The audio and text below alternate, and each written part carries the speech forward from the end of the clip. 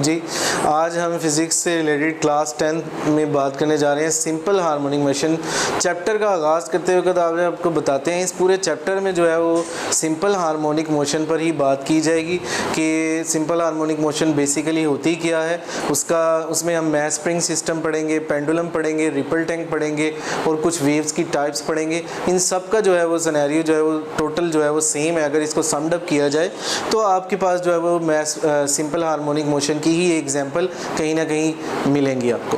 तो अब आप सिंपल हार्मोनिक मोशन क्या होती है? Body is said to be in a vibratory motion if it moves backward, कभी पीछे की तरफ, एंड फॉरवर्ड आगे की तरफ जाए।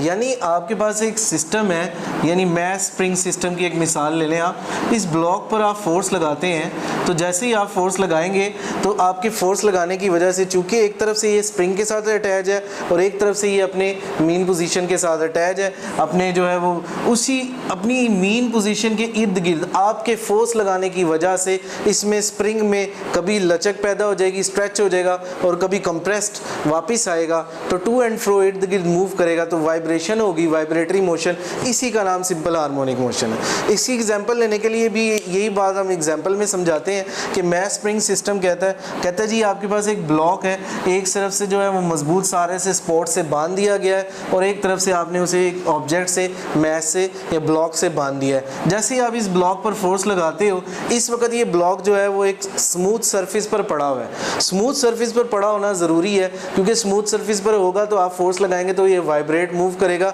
अपनी मीन पोजीशन बी, इसकी मीन पोजीशन बी है, इसी के गिर्द गिर्द आगे पीछे मूव करेगा। तो जैसे ही आप फोर्स लगाओगे तो चूंकि ये एक स्प्रिंग के साथ अटैच है तो इसमें कंप्रेस्ड भी आएगा और स्ट्रेच भी आएगा। आपकी फोर्स लगाने की वजह से इसमें लचक पैदा होगी, वो स्ट्रेच हो जाएगा। जैसे ही आप फोर्स छोड़ोगे तो फोर्स छोड़ने की वजह से चूंकि ये एक स्प्रिंग के साथ बंधा हुआ है, ये वापस बैकवर्ड मूव करेगा और फिर फॉरवर्ड मूव करेगा, तो to and fro in position के गिर्द आगे पीछे मूव करता जाएगा। अगर हम हुक लॉ की बात करें तो इसमें जो फोर्स लगती है -kx, आप फोर्स लगाते हो तो फोर्स लगाने के बाद जैसे ही आप फोर्स उठाते हो तो ब्लॉक जो है वो पीछे की तरफ मूवमेंट करता है, तो इसमें नेगेटिव जो है वो कांस्टेंट पैदा होता है -k। तो आपके पास ये वजह ये है कि आपका ब्लॉक पे जब आपने फोर्स लगाई तो फोर्स लगाने की वजह से ब्लॉक ने आपकी फोर्स के अगेंस्ट मूवमेंट किया, so that's why it create a negative sign. तो नेगेटिव अलामत बताती है कि वो नेगेटिव यानी अपोजिंग फोर्स है उसकी। अब आपने k निकालना है तो ये फोर्स जो है वो -f जो है वो ये x इधर मल्टीप्लाई हो रहा है, ये f के साथ जाकर डिवाइड हो जाएगा और नेगेटिव साइन जो है वो x के साथ उधर जो है वो मूव कर जाएगा। तो k की वैल्यू आपके पास आ गई, k = -f/x।